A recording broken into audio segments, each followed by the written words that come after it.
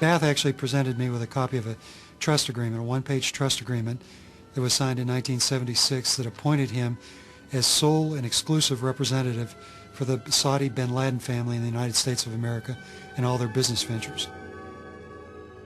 He also invested in one of his fellow pilots' ventures in the oil business. Oh, that's right, George Bush Jr. and our Busto. That's correct. Do you know about that? Well, I know about it because Jim and I had to provide our personal financials to our lenders, and so I looked at his personal financial, and they're, plain as day. It said, our Busto 79, $25,000, or Busto 80, $25,000.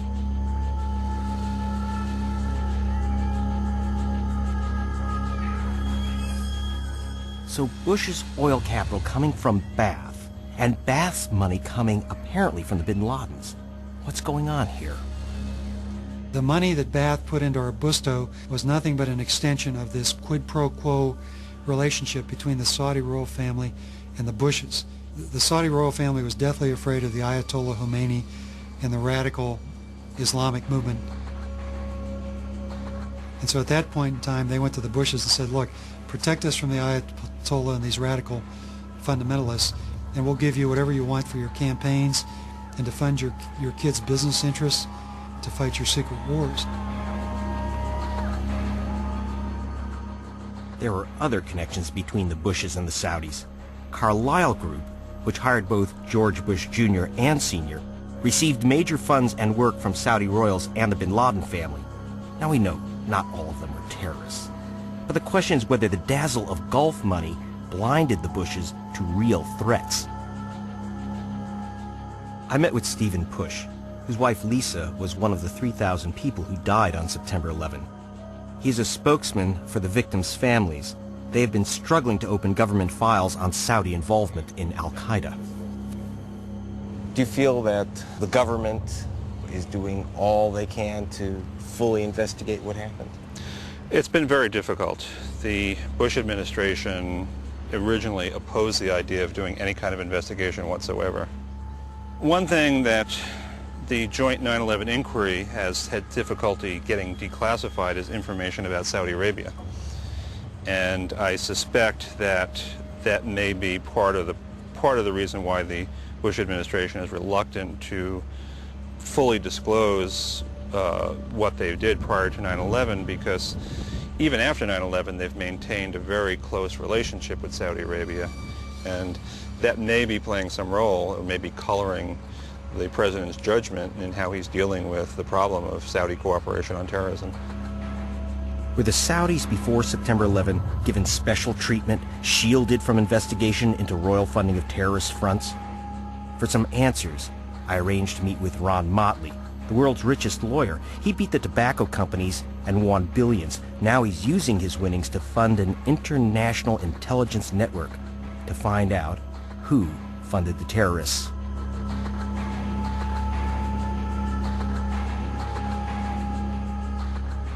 Saudis, before September 11th, do you think that they were given kind of a free ride, given a little extra slack about funding terrorism? I believe that.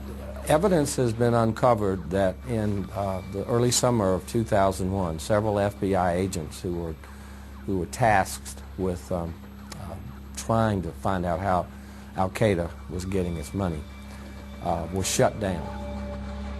So pressure was taken off the Saudis suspected of backing Osama bin Laden before September 11.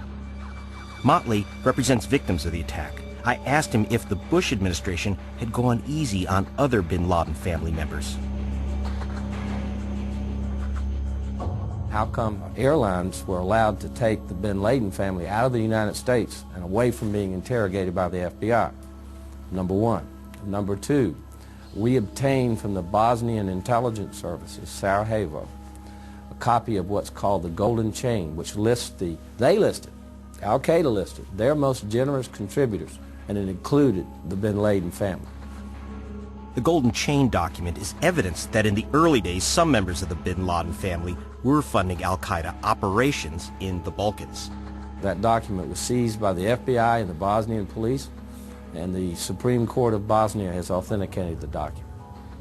What does this administration have to fear about a full investigation of terrorism? I don't know that they do, but maybe they're concerned that some of their friends or some strategic interest might be compromised or revealed to have been sponsors of terrorism.